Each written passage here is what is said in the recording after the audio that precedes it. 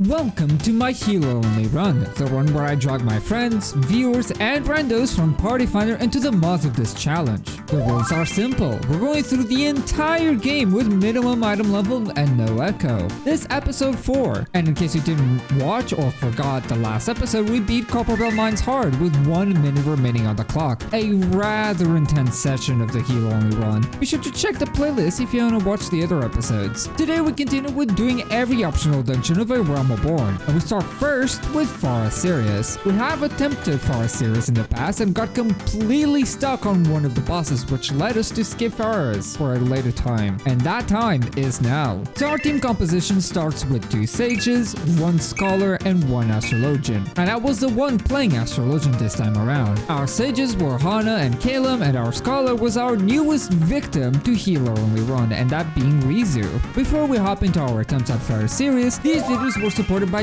these wonderful people. If you like this type of content, be sure to check out my other videos. Leave a like and get those notifications on so you'll know when my next video gets released. So while we're going through the first mob pools, as I said before, I have attempted Pharos Sirius in the past, but didn't manage to even clear the first boss and decided to skip it and leave it for later. I sadly don't have the footage of this dungeon, so I can't show you how it went, but I can tell you that the team composition was all the healers, which didn't really work out whatsoever against the first boss. And the main reason why we decided to go with such a defensive team is because the very first boss is an absolute powerhouse. This is most likely the boss that hits the hardest out of all the bosses in A Realm Reborn, if not in the entire game. I know it's quite the exaggeration, but honestly, I wouldn't be surprised if this boss is single-handedly the roughest boss when it comes to the damage it does. So first things first, let me explain why I'm making it such a big deal of this. The boss every 5 seconds or so will do a tank buster that will easily deal 24 or 2500 damage, and in this dungeon we're synced down to having 2600 HP. What does this mean? Is that the boss will spam tank busters that deal 95% of your HP and also auto attack, which the boss's auto attacks deal around 500 damage, which means that those tank busters can deal around 3000 damage, which is insane. So the reason behind our team composition is having as many shields as possible and having Astro be the best healer to bring to recover someone from low HP to full with the essential dignity. And of course with the Spire card, Astrologian can stack its shield with other shields because Scholar's shield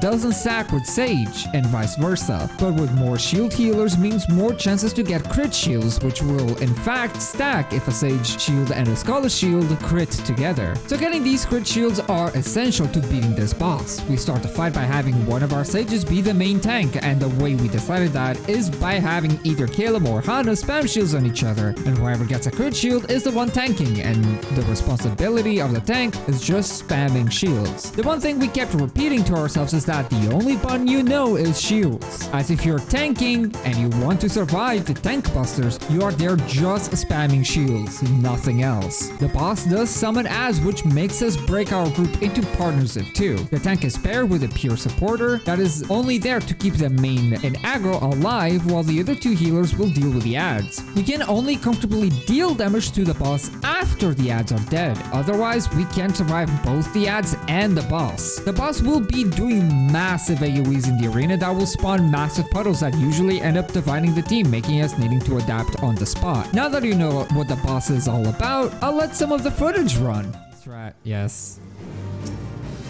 Oh, there it is.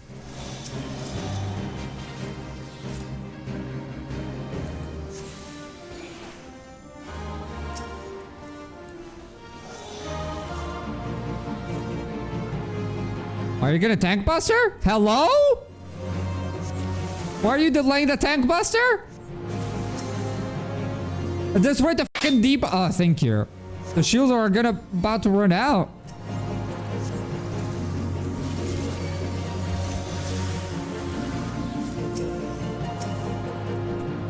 Rizu's main and aggro.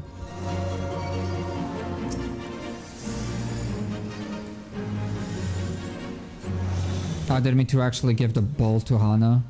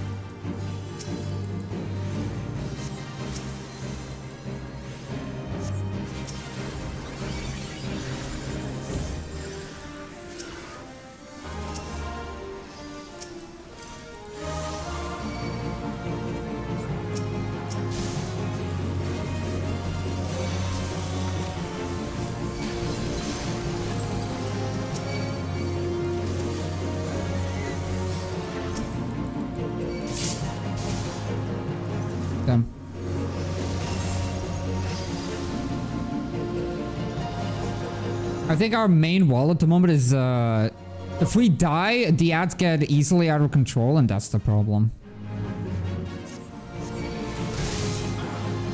Damn, dude. Fuck.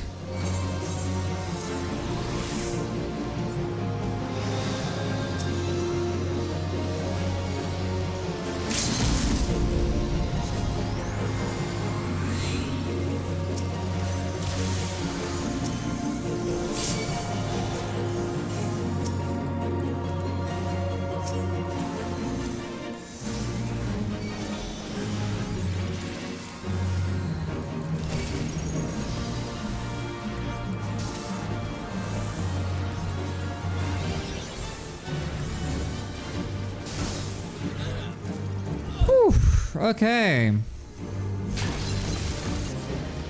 Very brutal, very brutal. Okay, let's try double scholar, double sage now then.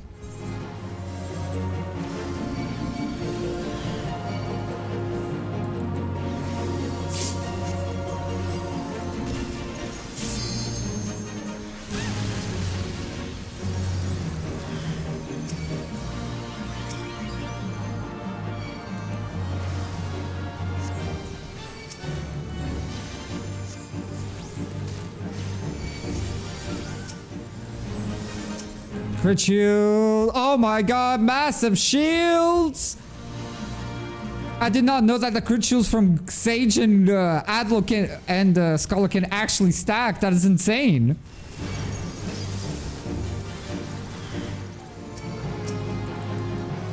Oh shit, Reese is almost dead.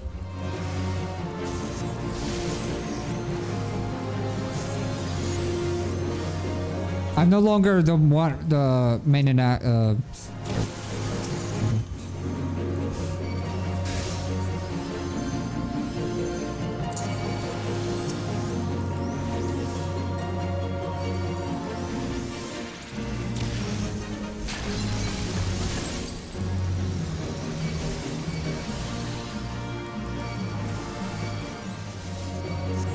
Oh dear. Oh, this is not good actually. This is actually everything but good.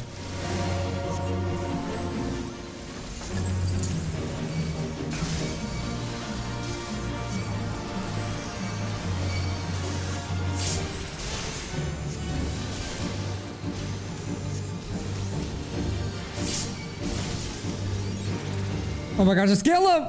Yes! Oh my god. Double Scholar, double Sage. Dude, those crit shields were insane. Those crit shields were actually insane. Hopefully this showcased how nasty of a boss this is. I had to swap from Astrologian to another Scholar. This boss's difficulty does not lie in its mechanics or anything of the sort, but it was a fight that heavily relied on quick thinking and a perfect management of defensives and cooldowns. To be sure, we always had some healing for the tank bosses, and with 2 Scholars and 2 Sages, we can cycle between cooldowns and be always ready for the next tank buster. Once defeated, we continue on. I won't be talking about the mob pools of this dungeon or the other dungeons in the video unless the mob pools are interesting. So we'll be mainly talking about the bosses, as let's be honest, it is the most fun thing about this challenge. The second boss fight starts and we start by having Han and Calum see who tanks first by getting some crit shields going. I didn't remember how this boss worked, so I was a bit concerned, but thankfully everybody else knew how to handle the boss, so I just followed their lead. This boss hits incredibly hard, just like the first boss, but thankfully it attacks a lot slower with its tank busters.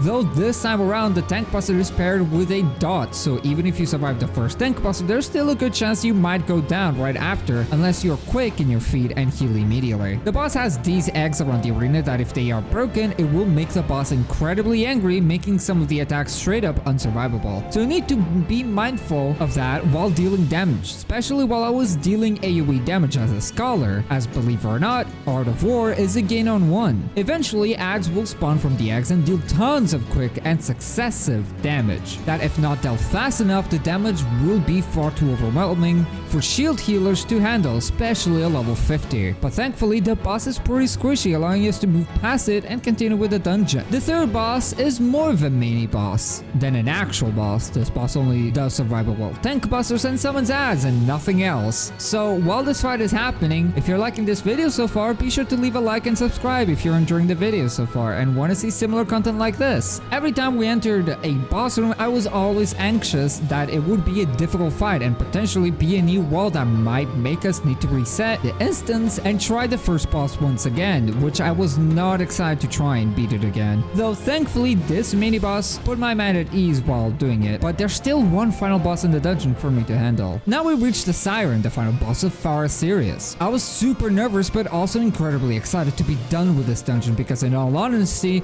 that boss honestly. This boss can charm you, it has a tank buster as per usual, pretty meaty auto attacks that hit pretty often, and has bleeds that hit decently hard. The boss will start pretty simple and it doesn't take very long until the boss summons ads, two walking zombies and one crawler that targets one specific player. I don't quite remember what happens when the crawler reaches a player, but it might cripple them in place or something alike. Let me know in the comments because I don't quite remember. One thing is certain, once the crawler spawned, it was the main target of the entire party, making the crawler never become a problem. Once the ad phase is over, the boss jumps away and returns in a matter of seconds, preparing a donut AoE that also charms players. Thankfully, not only does very little damage, but the charm applied was immediately cleansed, which I don't even know why that happened, but you know, I ain't complaining. The boss will keep repeating mechanics while doing some new ones like this one, where the boss will once again become untargetable by jumping away, then spawn on one of the sides of the arena and then do a dash in front of it, which deals quite a lot of damage if you get hit by. And after a little bit, the sound goes down and we're officially done with Pharos Sirius, which I'm very happy to be finally done with this dungeon and can finally move on. And with that said, the next dungeon we attempted was Halatali Hard, but I won't be showing this dungeon in this video because we didn't manage to clear it, so just like Pharos Sirius, we left it for the future. For context, the final boss of Halatali Hard was the main wall that we couldn't get through. If you know, you know.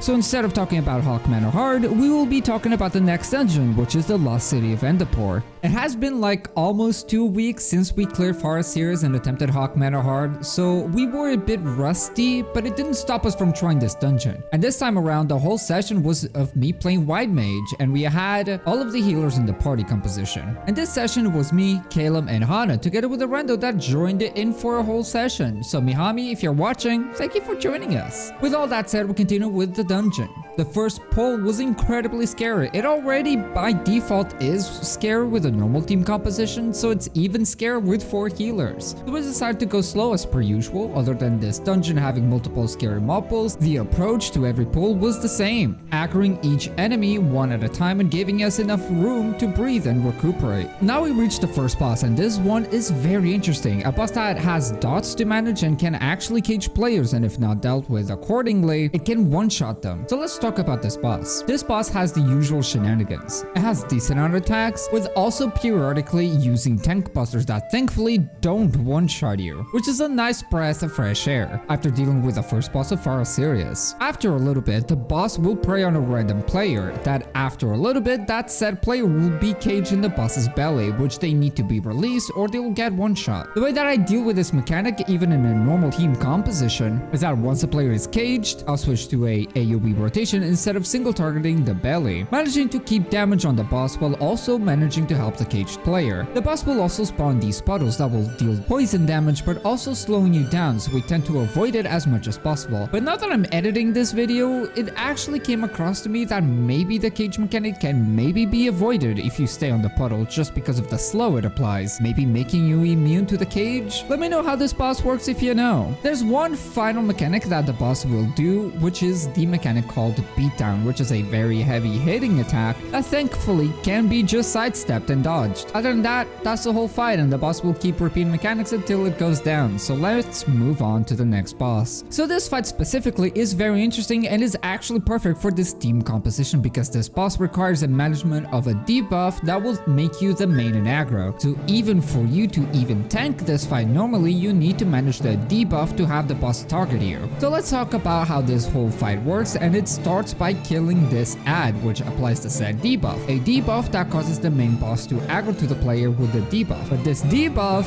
does have a timer and needs to be refreshed every so often, needing you to kill another ad to refresh the debuff. But be sure to not refresh too early, as that will increase the damage you take by the boss. If the debuff runs out and you don't refresh it, the boss will start flying up and actually start healing itself until the debuff is refreshed, and that healing is actually quite insane. In one of the times, the boss managed to fully heal completely, which was brutal, but after learning that, we managed to keep our debuff on one of us at all times, consistently, which was pretty fun, I'm not gonna lie. Though the boss isn't super interesting than the debuff management, so with that, we continue to the next boss. The final boss is the iconic Diabolos, a boss with one mechanic that confuses people to this day in normal roulettes. At the very start of the fight, the boss will summon doors, and each door has a symbol that you need to memorize, as that will be very important for later. Thankfully, for rating purposes, I have a bunch of markers ready to use whenever needed, and in this fight, I use these markers to remember which door is which. The boss will also shoot gravity balls to random players, which will stay in the arena, and from time to time, the orb will pulsate a pretty devastating AoE. So what you want to do is bait the orb away from the boss, or once the orb is dropped, to bring the boss away from it, as the boss will require room for us to be close to him for a mechanic. And speaking of which, Ultimate Terror is a donut AoE that has a small safe spot under the boss, but you can also just outrange the donut, as the donut doesn't cover the entire arena. The next mechanic is Nightmare, which to this day I have no clue how to dodge. It's not a gaze mechanic.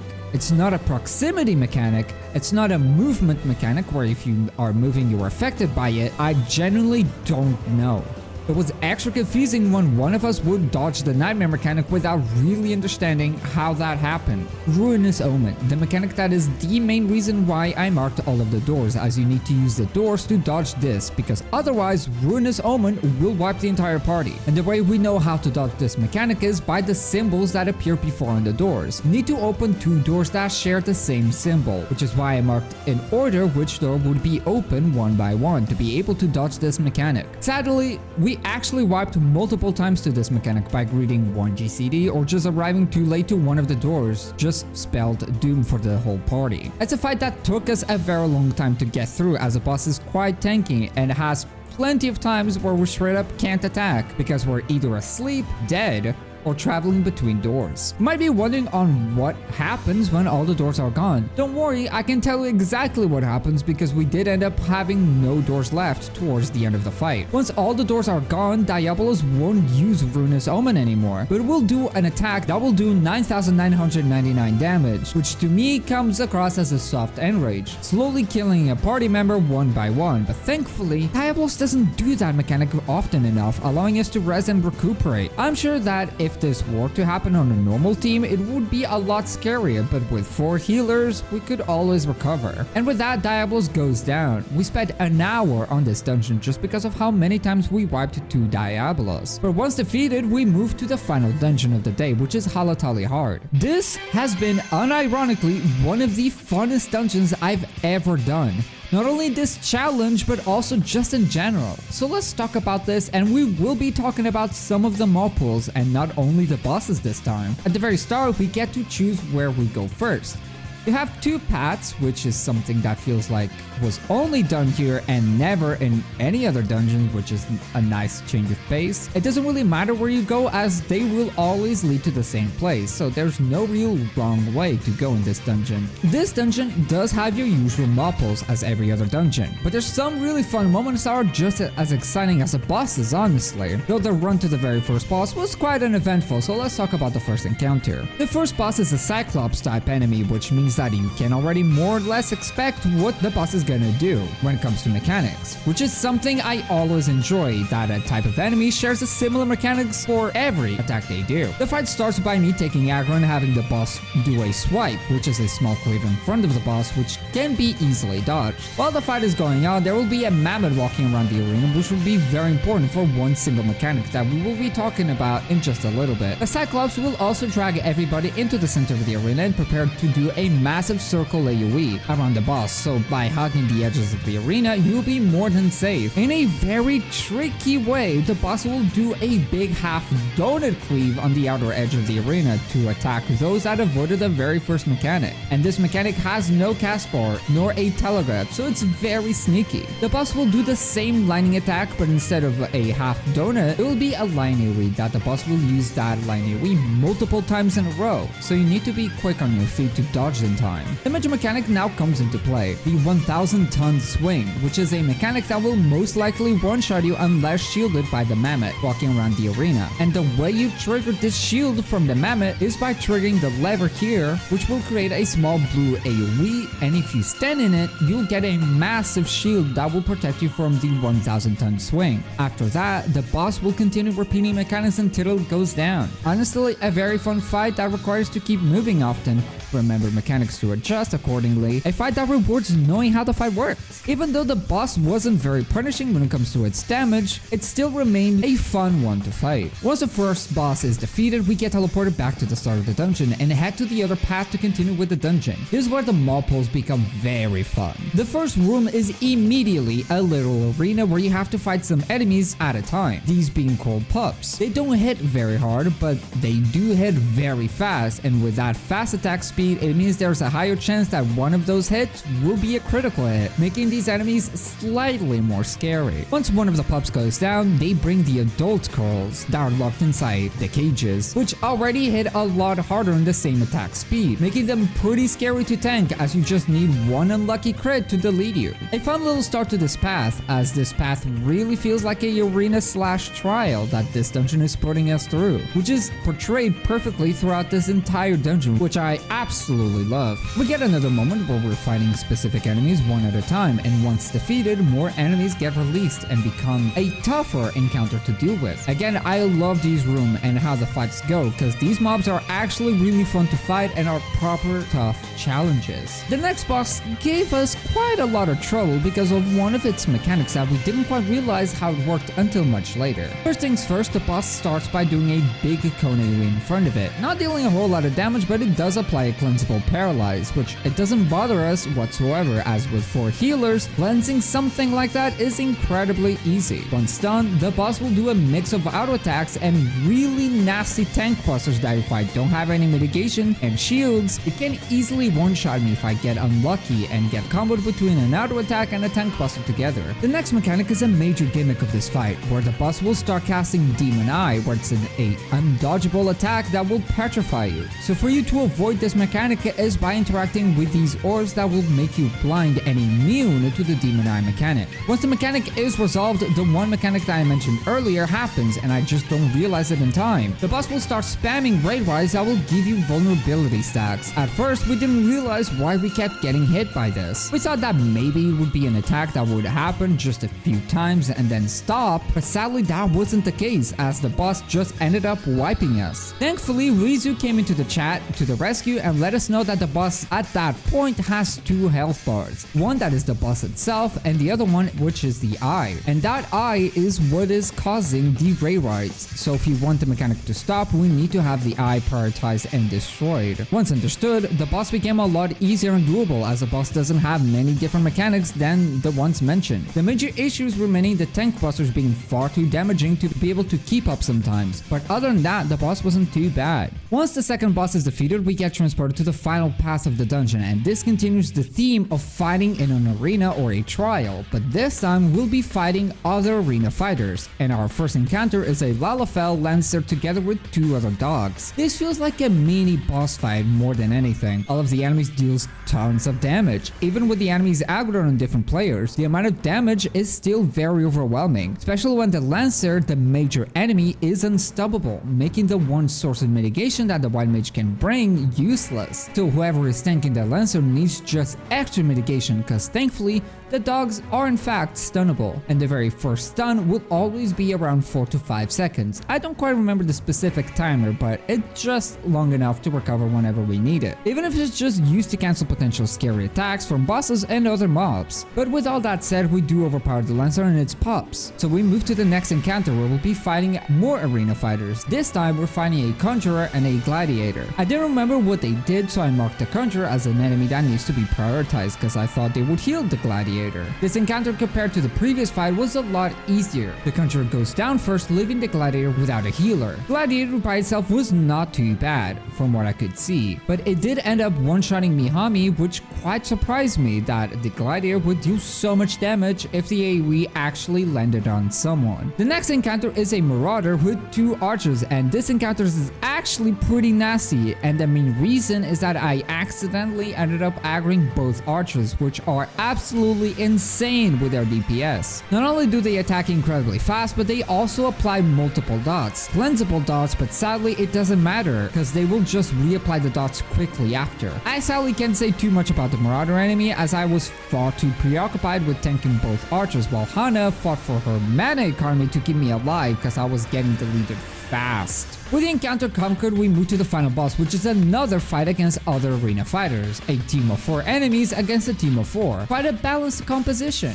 This was a fantastic showcase of teamwork, each player tanking one enemy, making everything easier to manage for all of us and making the damage bearable. I ended up taking the Conjurer once again. The Conjurer would from time to time do a very weak regen to an ally, but it actually locks their ally in place, making it actually a good thing for us. Every enemy was pretty squishy, so the first phase of the boss fight went down pretty fast without any trouble. The second phase starts and it's a mage with a demon ally. In this phase, we have to prioritize the mage as they will from time to time immobilize players in place, where the mage will start casting a massive circle AoE. The major damage comes from the demon as it deals tons of damage with its auto attacks with the usual chance of critting, making them rather scary to tank without another healer looking over you. But otherwise the fight isn't too bad as long as you can manage the absolute bind from the mage and free the immobilized party members. Once the mage goes down, only the demon remains and it's pretty easy fight, nothing to really report. So once the demon goes down, we beat Halatali Hard. In all honesty, one of my favorite dungeons, especially everybody having different responsibilities to handle and having such fun mob encounters, especially the ones that are straight up the arena fights. The whole thing behind this being a arena trial that you need to conquer with your team, it was incredibly fun. A dungeon that really is a completely different experience to do with only healers. If you ever have the time to grab a few friends or get a party finder going for this, I highly recommend it. Though be sure to use it with minimum item level with no echo. Truly an amazing dungeon.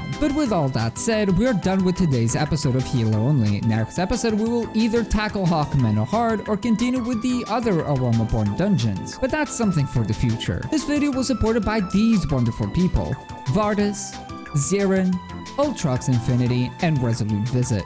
If you want to support the channel, you can like and subscribe. You can also just check my Twitch channel and my Ko-Fi. You can also join my Discord server if you want to keep up to date on what I do and just hang out with a pretty chill community. But for now, I'll be seeing you on my next video.